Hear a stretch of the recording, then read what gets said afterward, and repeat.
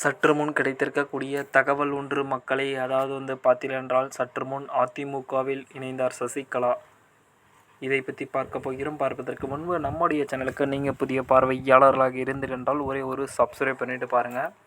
அதாவது பார்த்தீங்கன்னா, அதிமுக தொண்டர்கள் உரிமை மீட்பு குழு செப்டம்பர் 4ஆம் தேதி மாநாட்டில் டிடிவி தினகரன் சசிகலாவுக்கு ஓபிஎஸ் அழைப்பு விடுத்திருக்கிறார்.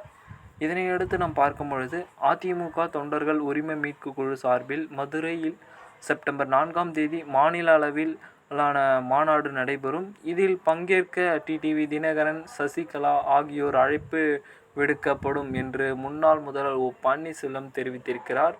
இதனையடுத்து நாம் பார்க்கும் பொழுது, அதிமுக தொண்டர்கள் உரிமை மீட்பு குழுவின் தலைமை கழக செயலாளர் மற்றும் மாவட்ட செயலாளர்களுடனான ஆலோசனை கூட்ட மூத்த தலைவர் பண்ருட்டி ராமச்சந்திரன் தலைமையில் சென்னை வேப்பூரில் உள்ள ஓஎம்எஸ் அரங்கில் நேற்று நடைபெற்றது.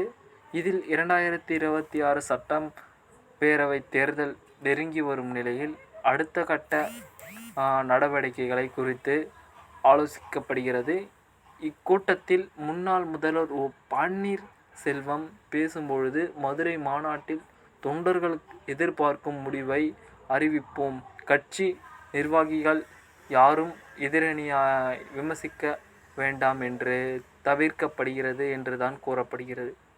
பின்னர் செய்தியாளர்களிடம் அவர் கூறியது, மதுரையில் செப்டம்பர் 4ஆம் தேதி மாநிலம் தழுவிய மாநாடு நடத்தப்படும். அதில் பல முக்கிய கொள்கை முடிவுகள் எடுக்கப்படும்.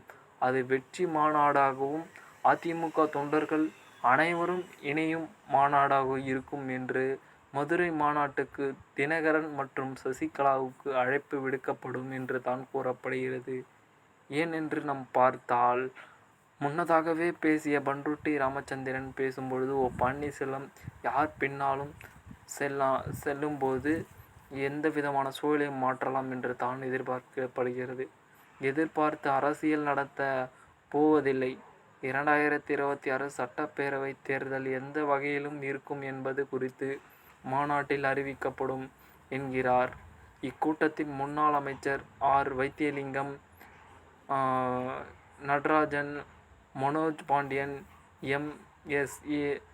தர்மர், எம்பி உள்ளிட்டோரை கலந்து கொண்டு இந்த ஒரு மாநாட்டை சிறப்பாக ஒரு மாநாடாக தான் நடந்து கொண்டிருக்கும் என்று எதிர்பார்க்கப்படுகிறது.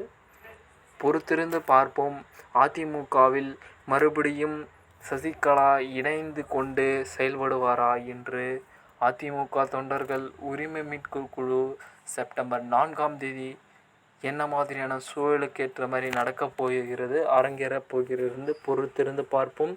சில முடிவுகளையும் சில உரிமைகளையும் சொல்லு கொண்டு இருக்கிறார் தான் என்று எதிர்பார்க்கப்படுகிறது. பொறுத்திருந்து பார்ப்போம் என்ன மாதிரியான நிகழ்வுகள் நடக்கப் போகிறது என்று. அடுத்து வரக்கூடிய காணொலியில் இன்னும் சுவாரஸ்யமாக கண்டுகளிக்க நம்ம சேனலை மறக்காமல் சப்ஸ்கிரைப் பண்ணிட்டு பாருங்கள். நன்றி, வணக்கம்.